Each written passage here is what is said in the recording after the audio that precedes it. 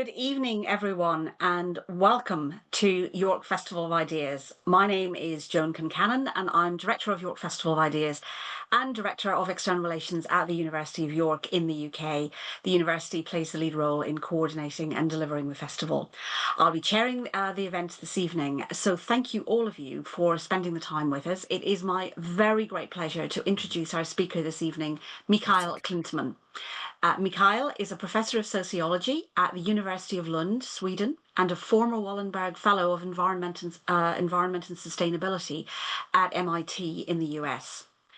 As a researcher, he has a broad human scientific interest in social, economic, and evolutionary dimensions of environmental and health-related problems.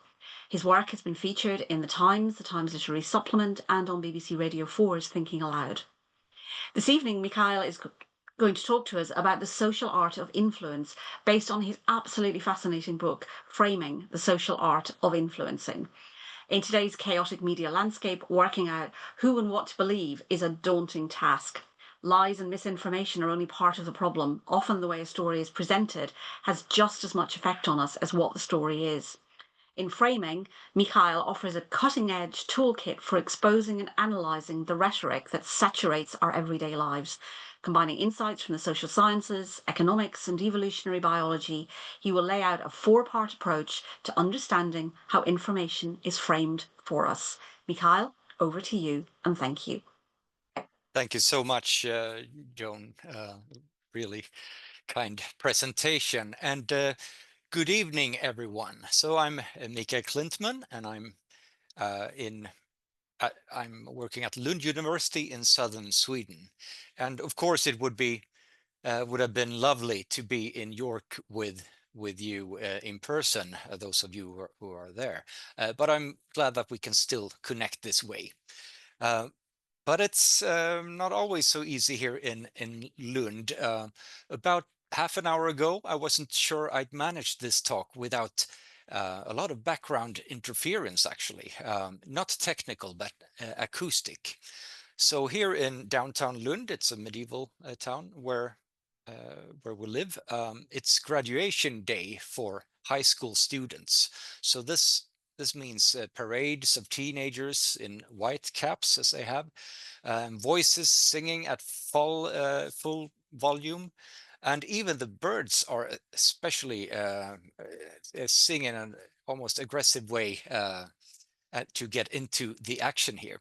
And when I heard this half an hour ago, my first impulse was, okay, yeah, perfect timing now when I will be giving this online talk. But then I recalled the poem of the American poet Robert Frost. It's a tiny poem called A Minor Bird, and that came to mind. And of course, I didn't know it by heart, so I had to look it up. But I had time to look it up and also paste it here on the screen. So this is how it goes. I guess I should read it with my, even despite my Swedish accent, but a minor bird. I have wished a bird would fly away and not sing by my house all day. Have clapped my hands at him from the door when it seemed as if I could bear no more. The fault must be partly have been in me. The bird was not to blame for his key. And of course, there must be something wrong in wanting to silence any song. And this actually, these lines helped me reframe the moment some minutes ago from feeling that there was a noise into something life-affirming. And hopefully it helped me reframe myself from a grumpy middle-aged man who is annoyed by singing into a slightly wiser one. But we'll see how long that will last, perhaps a couple of minutes. So if you catch any of the singing coming through my mic, I hope you'll take it in the same spirit. But just don't go so far as to wish I'd be quiet, so that you could hear the singing instead. So, and with that, I'm eager and excited to talk with you about framing, and the power of framing and reframing, both in your own daily lives and yeah, at all levels of society. So first, a little background of why I wrote this book on framing. Over the past few years, mainly, many of us have been preoccupied with, or thinking about and worried about, fake news and disinformation and manipulation and so on. And in my previous book, called Knowledge Resistance, I explored why people often resist insights and knowledge from others, even when confronted with facts. And it's actually the case that all of us are prepared to resist some knowledge that is uncomfortable to us. It's not only certain groups, but all of us. And one thing became clear when I wrote that book was that most of us aren't very gullible. We're not taken in by obvious lies.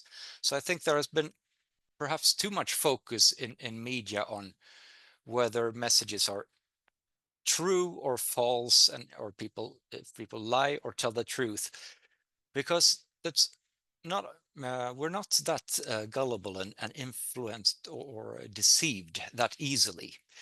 Uh, but what we are very susceptible by framing, and we are often influenced by subtle framings of things that make us act and relate to others and to problems and issues quite differently based on how they are framed. So that realization led to my new book on framing. It examines how framing shapes perception and action, how it can guide, mislead, inspire, or divide us.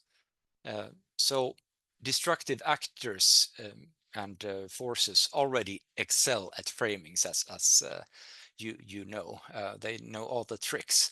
But my hope with this book is that more constructive forces, that is all of you, um, uh, and benevolent forces, can become just as skilled in framing as those with more destructive tendencies.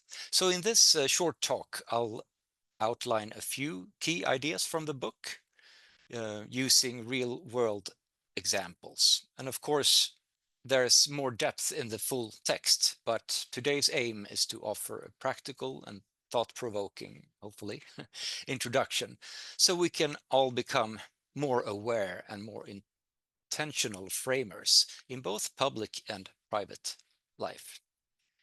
But after all, uh, since I'm an academic, I have to start with a definition of what I'm talking about, and it's a bit of a mouthful, but you don't have to remember it. But I want to read it anyway. So my definition of framing is that it's the automatic or strategic process of selecting, shaping, interpreting, and organizing a part of our complex reality into a bounded construction that may affect both our own and others' understanding and actions. So, and the main takeaway here, I guess, is what I've underlined, that framing it, we all do it automatically or unconsciously and so on, but there is also, of course, in marketing and political propaganda and yeah, also in benevolent education and so on, uh, strategic processes involved in influencing people through framing and so on. So I guess that's it, because we need to frame or narrow down what we see and our experiences in daily life, so we make sense of them. Otherwise, it would be like molecules or atoms around us that we couldn't make any sense of. And we do it both to understand parts of reality and to influence others. And influence goes, of course, it ranges, of course, from nice guiding into pretty tough persuasion and so on. Yeah, so let me now explore what this means in practice through some claims from the book and real life cases that show how framing works as the social art of influence. So, my first claim in the book is that in everyday life, we often deal with two extreme intuitions about framing. And I think I should start talking about this since this is a festival of ideas. So these two extreme intuitions we have, that relates to the classical philosophers and so on, which you will see. So there are two intuitive extremes that we all feel sometimes in daily life, not least. On the one hand, we may think that reality speaks for itself. So no amount of spin or marketing can change what's truly there. And you can see that, for instance, in when the IPCC, the climate researchers, they have new reports regularly and they present them, and they're extremely engaged. And now look at how serious the situation is. This reality of how much climate is heating up and so on. That's a reality that should speak for itself, so that companies and governments and citizens translate this into reducing their climate impact and helping to mitigate climate change and so on. So you have that at all levels, this view. But we all know that there are plenty of signs that framing or labeling actually matters quite a bit, and that it's needed in order for people to act. So an example of where reality doesn't really speak for itself are these very cute, I think, British tourists visiting France with their daughter, and this is a true story. They bought a fancy tin labeled with French words that they assumed described gourmet food, and they brought it back to their rental and tasted it and found it exquisite. But then their grown-up daughter came into the house and asked, "Oh, have you bought cats or what have, I didn't know you had cats." And she told them that they had eaten cat food. So clearly, this couple, they weren't detecting the cat food's reality on its own merits. They were influenced by the notion that anything labeled French cuisine must be delicious, and the label or frame helped them interpret cat food as an elegant, although quite inexpensive, pâté.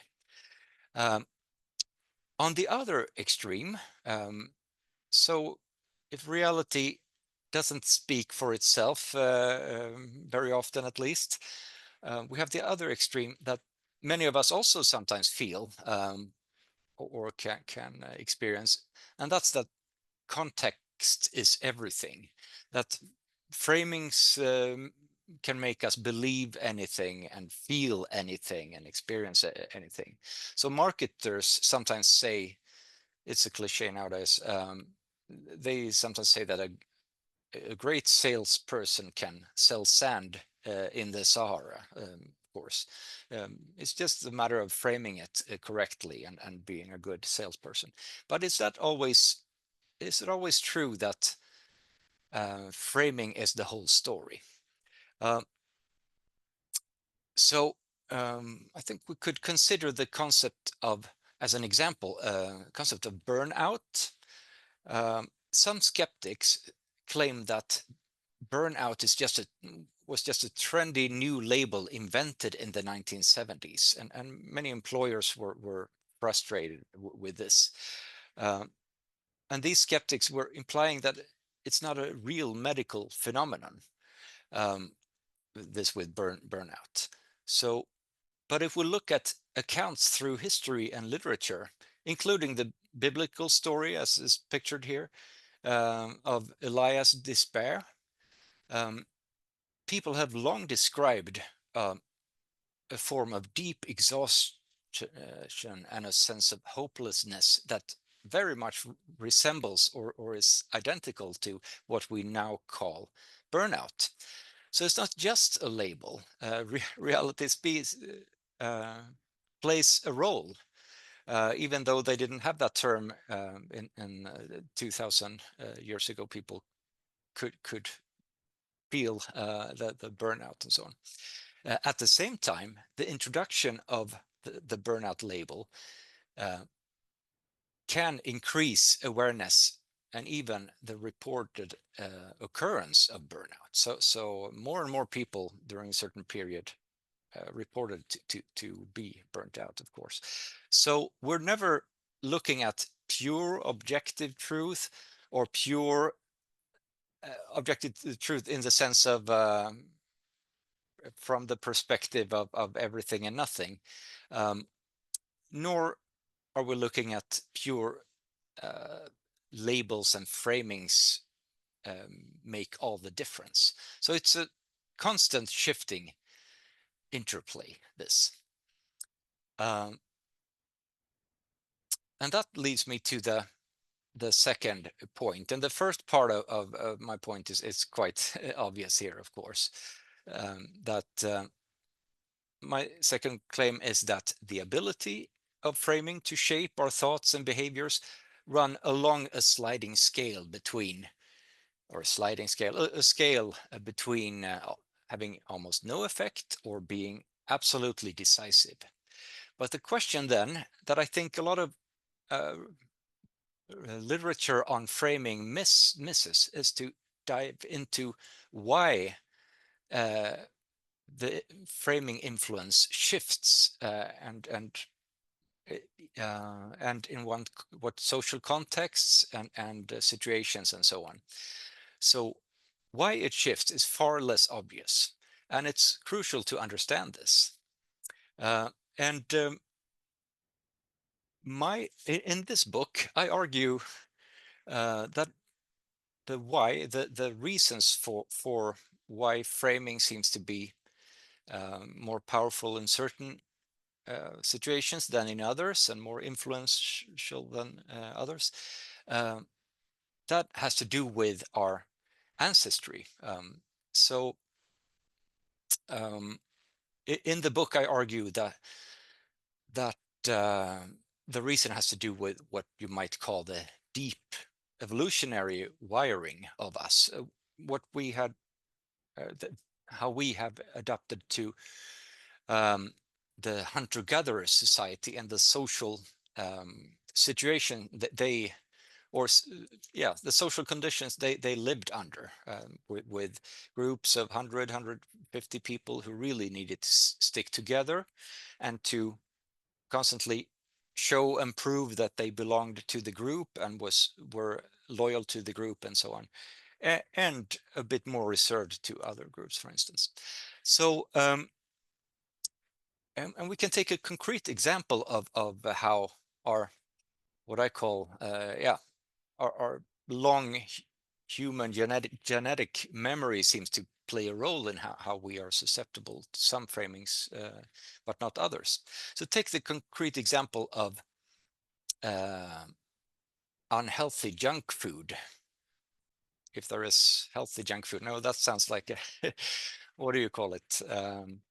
It's like an unmarried bachelor, but junk food anyway. So most people, especially teenagers, and not least teenage boys and guys, love junk food. But most of them, or us, know that it's bad for us. However, that knowledge alone doesn't dramatically change consumption.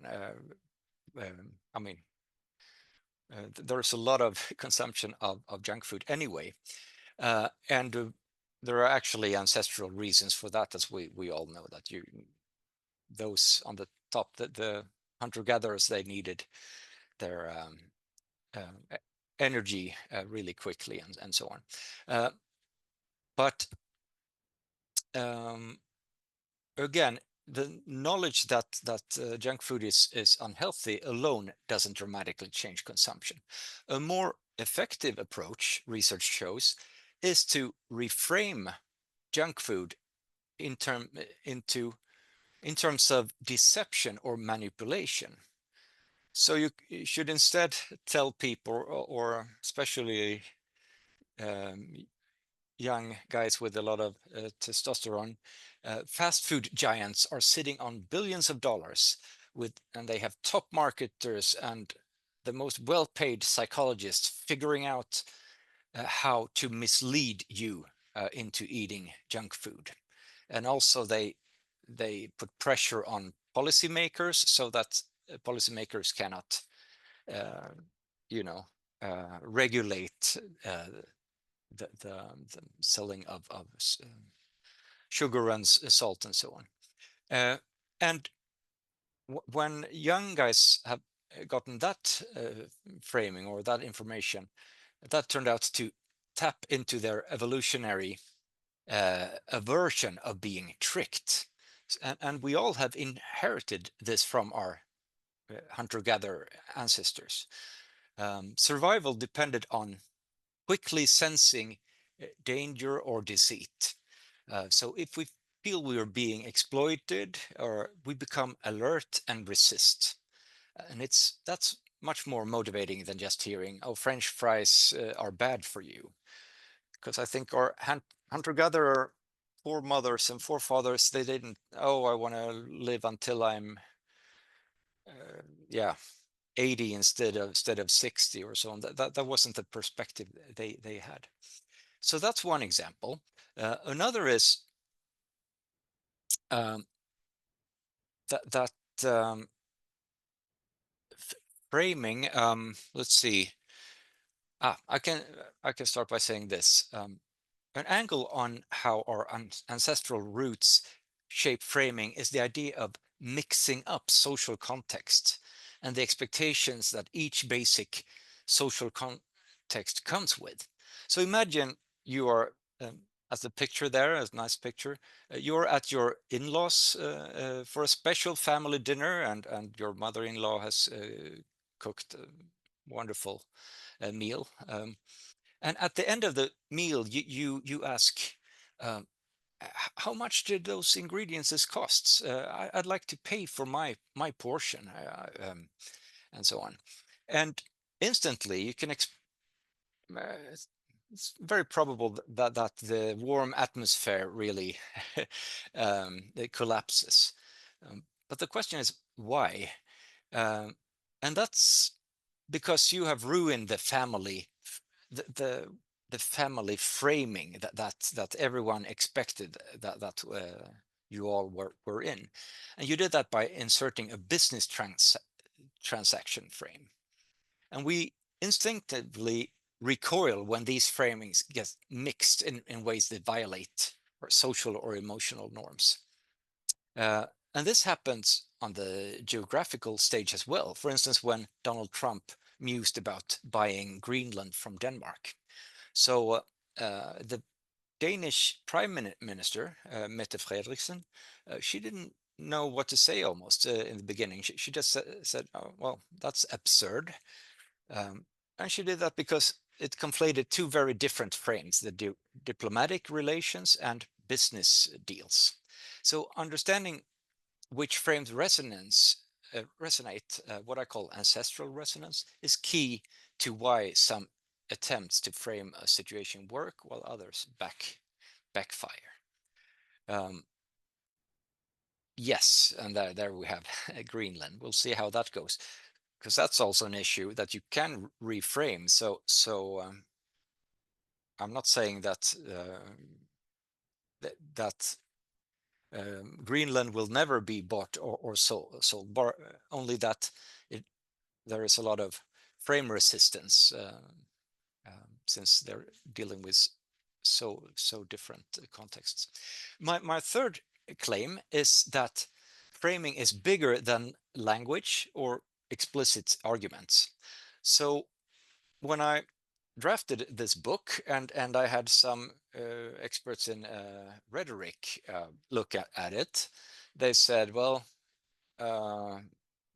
didn't the Greek philosophers teach us all about this 2000 years ago? And they said logos and ethos and pathos.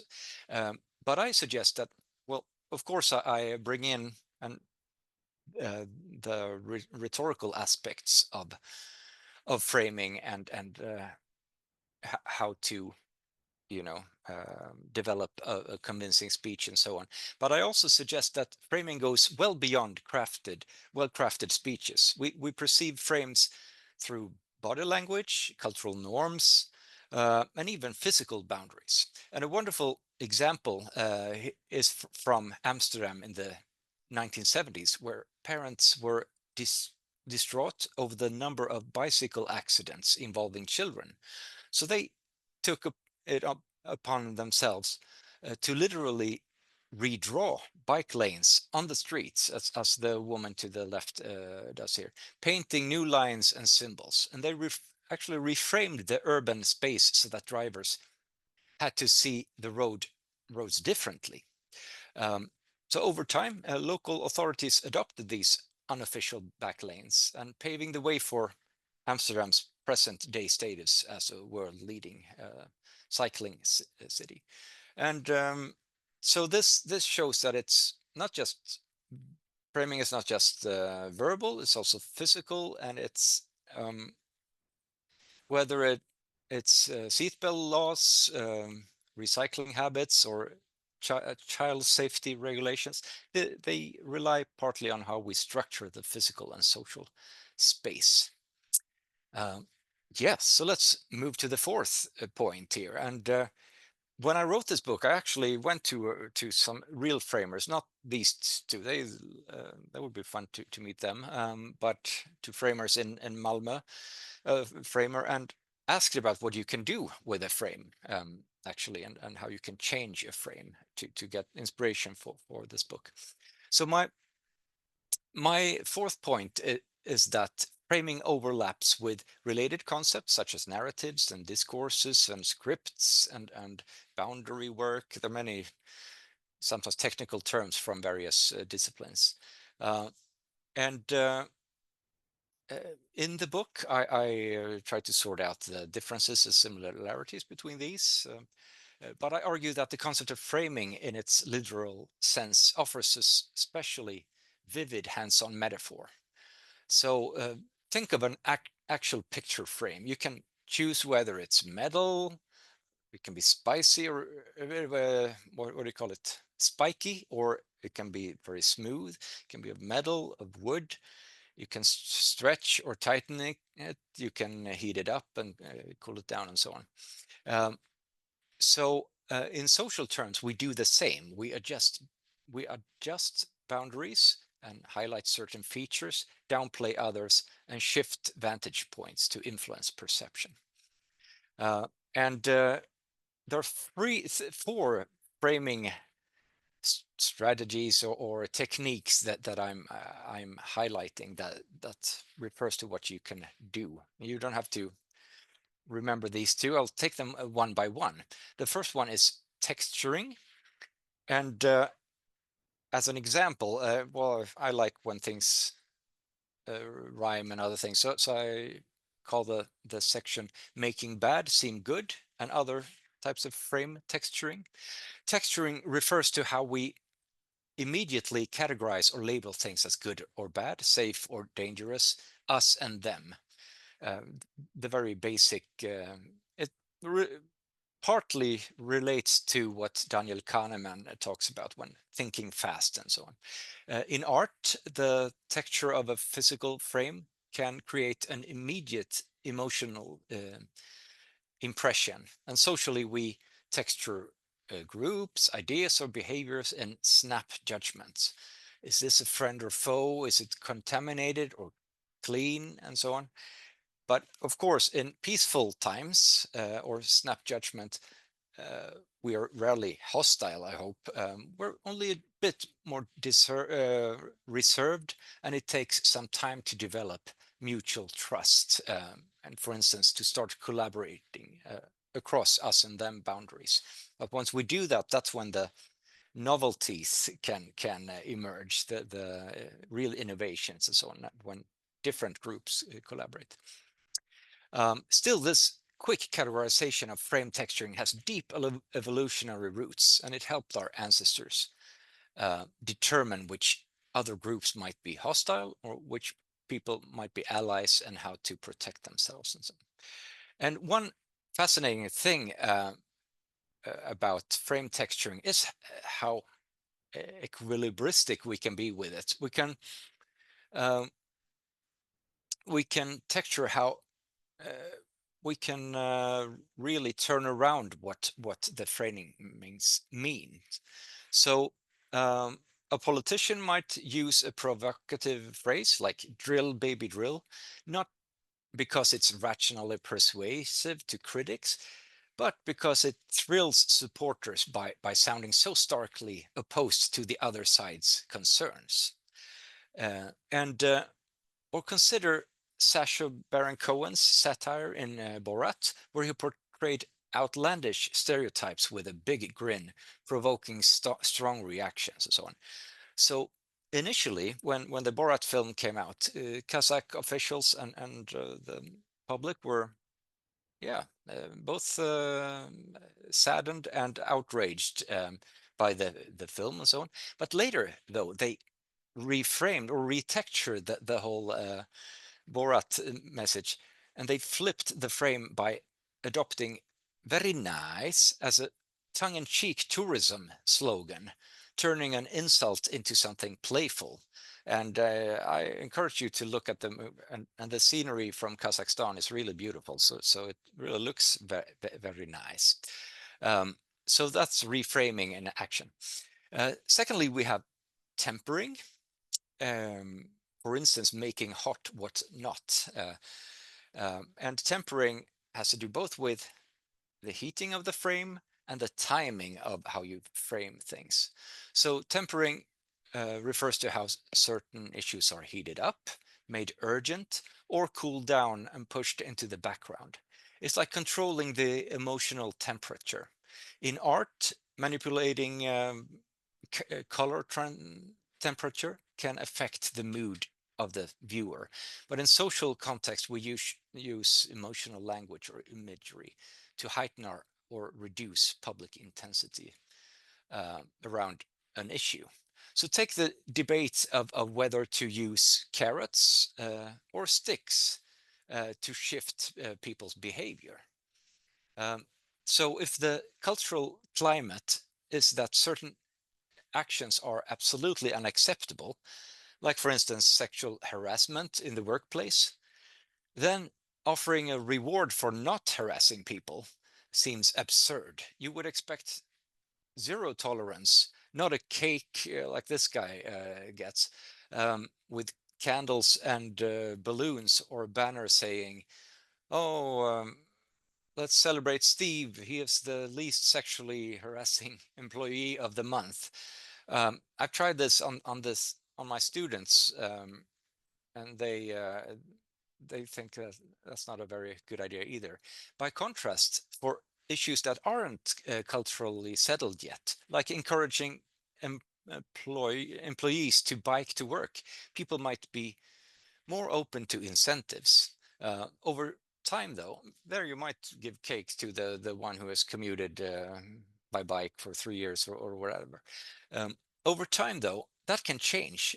So maybe in a few years, it will be socially unacceptable to have a huge carbon footprint, as it is to harass colleagues today. So the temperature of an issue really changes the social and historical moment. And I find this with heating and timing really fascinating. The second example, which is a really important one, is um, how strongly we should heat up various messages. So here we often hear when it comes to cancer that framing something as a war is a classic way of heating up an issue. And war on cancer is a powerful phrase that rallies people to donate to research and demand policy changes. But it has turned out that it can backfire when applied to cancer patients themselves, telling them to keep fighting and be a warrior. That can add stress and guilt that's not good for their immune system and will actually be counterproductive. So some patients prefer to think of their illness as, for instance, a tough journey rather than a violent battle. So the nuance of framing, knowing when to ramp up the heat or tone it down, is part of effective tempering. And finally, we have a very heated message. This takes us back to the Amsterdam case with bike lanes. So the parents, they painted, they reframed the actual streets, but they also heated up the framing temperature by defining the accidents as child murder, and they had songs about it and so on. And that's powerful, of course, and there is substance in that. The risk when you heat up messages is, however, that they can cool down quite quickly. But cleverly, these parents, they didn't rely solely on the dramatic slogans like "you're allowing child killing in the streets" and so on. They combined that heated framing with concrete policy proposals for bike lanes. So, um, so the emotional outcry spurred immediate action, but it was the follow-up, the actual structural changes that ensured lasting impact. So third, we have what I call frame positioning, and that is like deciding what part of a picture should be framed and visible, and what parts should be cut out or left outside of the framed image. So in social life, positioning is about how we frame ourselves or an issue within or outside of an existing norms. It's a way to shift the boundaries of an acceptable debate. So one classic example of framing controversy is public smoking bans. So when governments in several countries, Sweden included, proposed banning smoking in restaurants and pubs, supporters of the ban, they highlighted, yes, of course, it should be banned. There are huge health risks, especially for passive smoking. The opponents, though, they were against the ban. They uh, they argue that individuals and business owners they should decide themselves to allow smoking or not. So we had two different frames, one about health and one about freedom. And it doesn't matter how much you argue, it will always be apples and oranges. So in those cases, you need to reframe the issue or find a reframing that everyone somehow needs to accept. And in the case of smoking, that was um, the smoking in public spaces were framed into a work environment problem, emphasizing that waitresses and waiters were forced to inhale smoke against their will.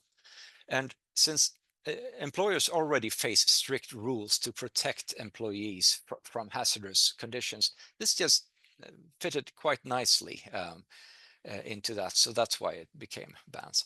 And finally, we have, I'm going to take that quickly, the sizing, of course, adjusting the scale so the public sees an issue as bigger or smaller, or you bring in more people or less people and so on.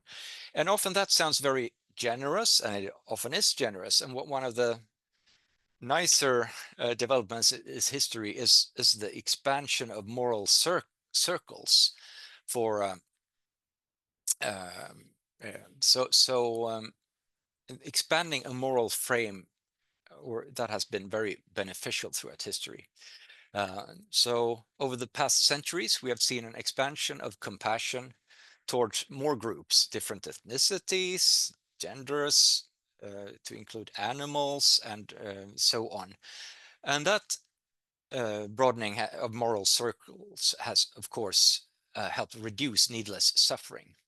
But we should remember that the background of this, it really took some time. Even the most clever ones were very slow at this. So the philosopher Immanuel Kant, he actually argued against animal cruelty, but only to prevent people from being cruel to fellow humans.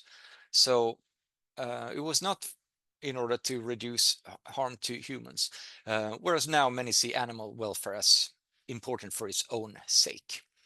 So that's nice, but we should also watch out for misleading frame expansion. And that can be very, very sneaky. And one obvious one is when a bigger country says to a neighboring smaller country that we really belong together. We have a common history. We should be as one. We are brothers and sisters.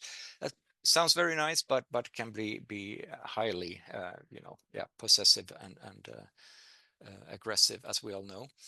Another one is the frame that we are all in the same boat. That when billionaires try to say that to the poorest voters and argue in favor of reducing labor regulations and so on. This can be highly deceptive too, where people with such differences in privilege just are framed as, oh, we have the same basic values or religious values or moral values or have you, since that can lead to even more exploitation. Yeah, let's skip that one. So finally here, this leads me to the last claim, and it has to do with what I call meta-framing. Now, as we look at this image of a lush green city, green cityscape, a glimpse of a possible sustainable future, let's reflect on how often we get bogged down in endless debates about what's my frame versus your frame. We see it in climate debates, in public health controversies, in discussions about economic policy, and so on. And it's easy to stay trapped in old narratives that pit one side against the other. And often that's relevant and important to show differences, but sometimes to make real progress, we need a higher level meta frame, a broader shared vision that resonates with all of us across our differences. And that's the idea by meta framing or framing up rather than scoring off. And this vision of a flourishing green city is just one example of how we might pivot from polarizing disputes to a unifying storyline. A place where creativity, technology, nature, and human well-being can coexist. So rather than focusing on who is right and who is wrong, we'd focus on a common goal: healthier environment, less unequal opportunities, and more thriving communities.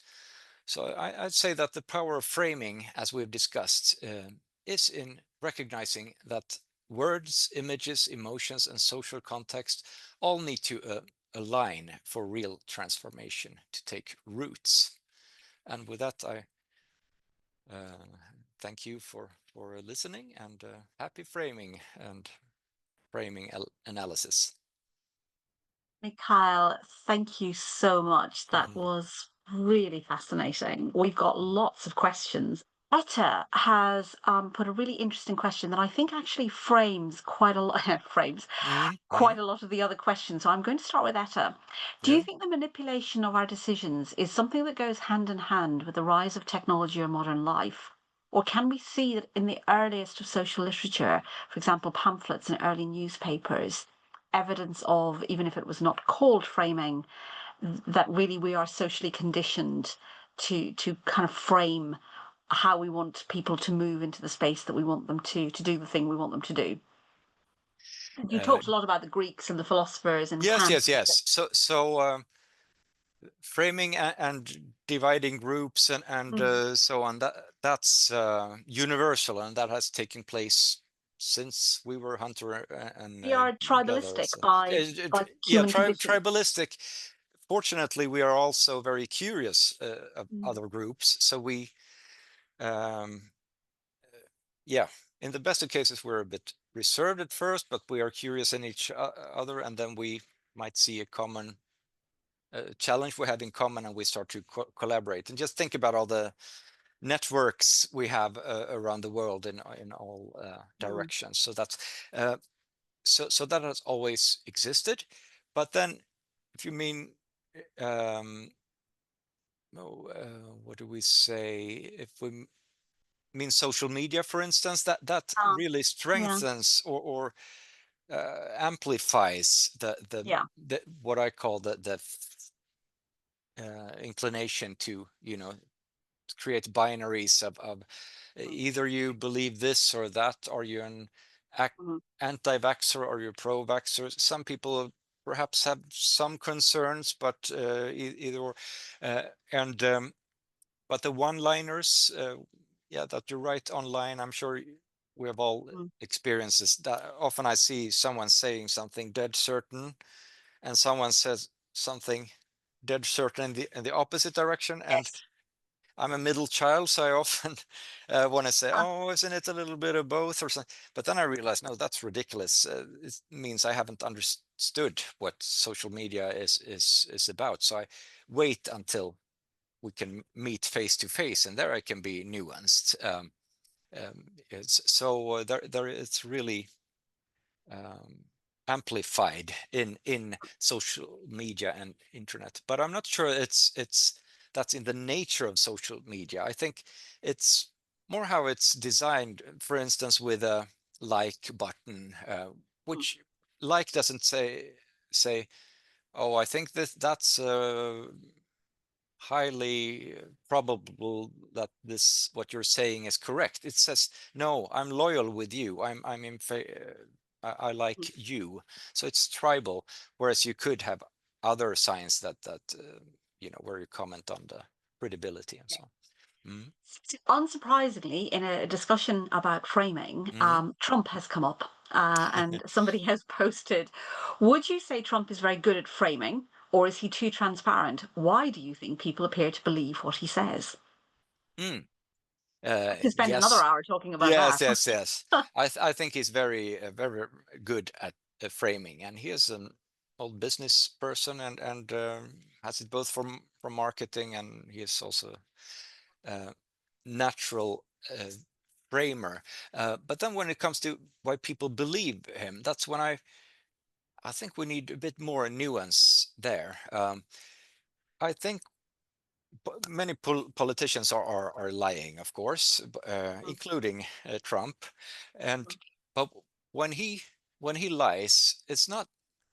I think it's many of his voters who they might not really believe that what Trump says is factually correct, but they hear implicitly that Trump is on our side, and some may even with the lies feel that, wow, that was a real loyalty claim by mm. Trump. So many of the false things and so on are actually expressions of loyalty.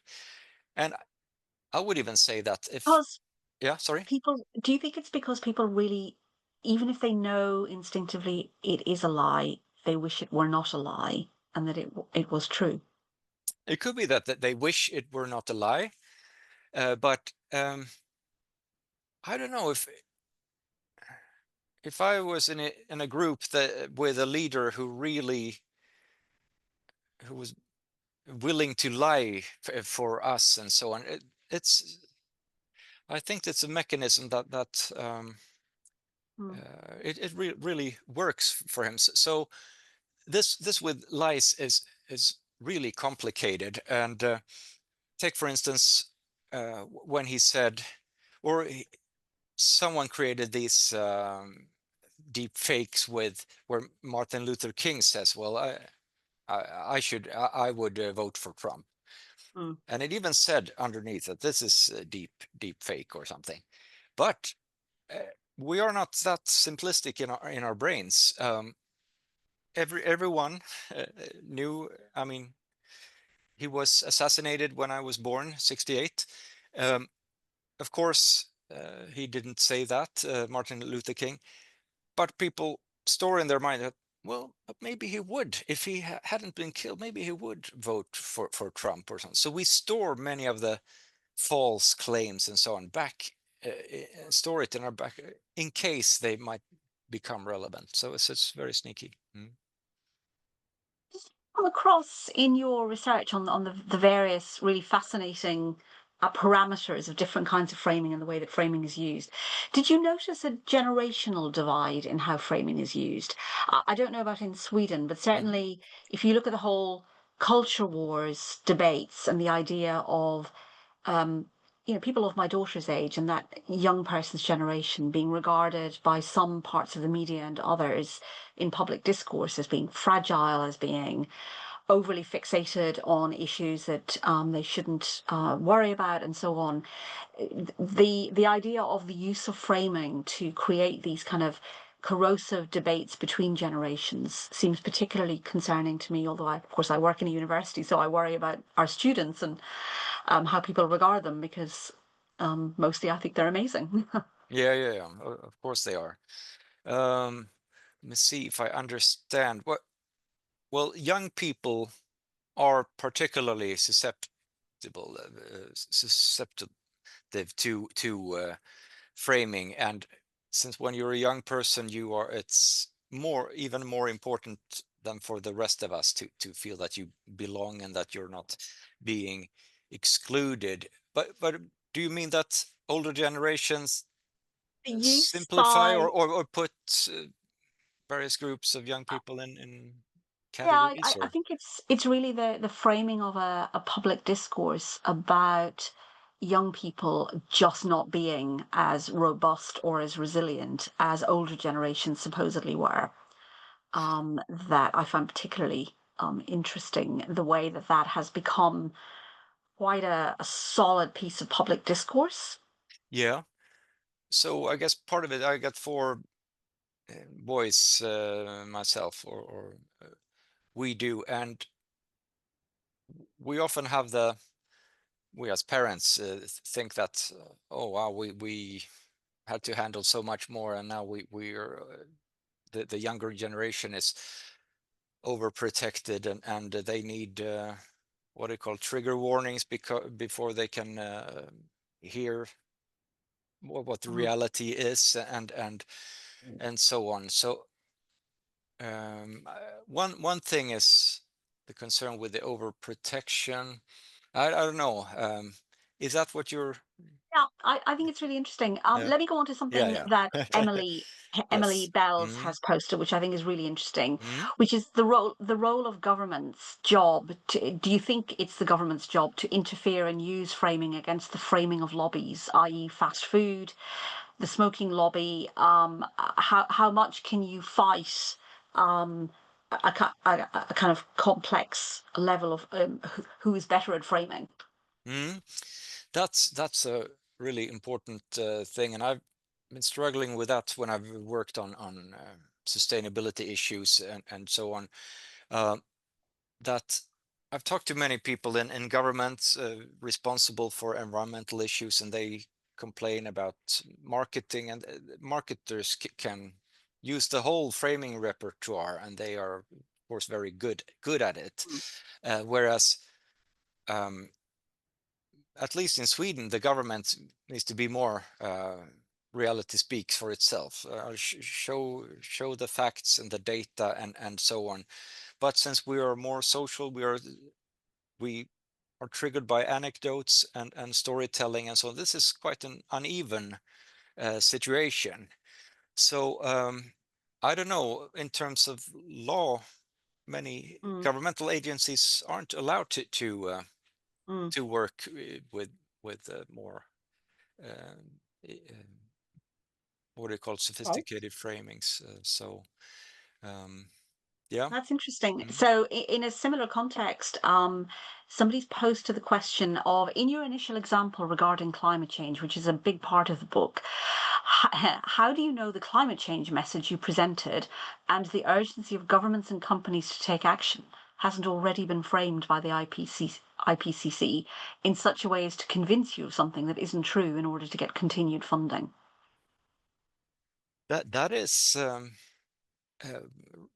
I think that's also a relevant issue, and that's I cannot be absolutely sure about that. So I'd say, without becoming too relativistic, let's say the reason I believe climate change is happening and is urgent and so on is also how I perceive myself as as socially, what do you call it? Yeah, what groups I belong to. I'm secular, uh, academic, and so on. Of course, I should believing this, but honestly, I haven't studied the data firsthand and so on. So it has to do with trust and trusting governments Yeah. and so on. uh, Mm, which is declining in lots of ways with the impacts of technology and social media. So, mm, in a final mhm, question, then, and perhaps a quirky one, mm, because the book is full of examples mm. of framing. Can you think of an example of an attempted framing that ended up having a very different outcome than the one that was intended? Uh, yeah, I think one example is, for instance, uh, Nancy Reagan. She did the Ronald Reagan's wife, and she was a very good and well-intentional person. So she worked a lot against drugs, that young people should use drugs, and she had the "Just Say No" slogan, and which was great and so on. But her framing of the problem, she was almost too honest about it, or she angled it the wrong way. So she said, or um, what do you call it, organized information to all kinds of students and so on. Did you know that 70% of all young people have done drugs when they yeah, in parties and so on?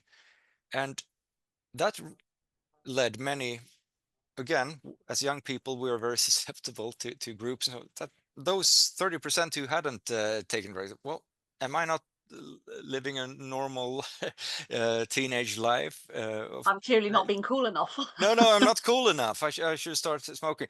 That's probably one example there, I guess. I don't know if that's the I best think one. that's a really good example of beware what you want, what you wish for. Yeah. Mikael, it's been Mhm. absolutely Mhm. fascinating chatting to you and hearing more about the book. It's really just a really interesting Mhm. and really provocative and stimulating approach. So thank you so much for spending the time, and thank you for answering so many great questions from our audience members as well. If you would like to purchase, very importantly, how could you not want to purchase a copy of Mikael's book, Framing the Social Art of Mhm. Influence, it will be available from our partner bookseller, Fox Lane Books, at foxlanebooks.co.uk. So again, thank you so much to Mikael. Thank you to all of you, and have a very lovely evening. It's sunny where I am. I hope it's sunny where you are. Take care. Bye bye.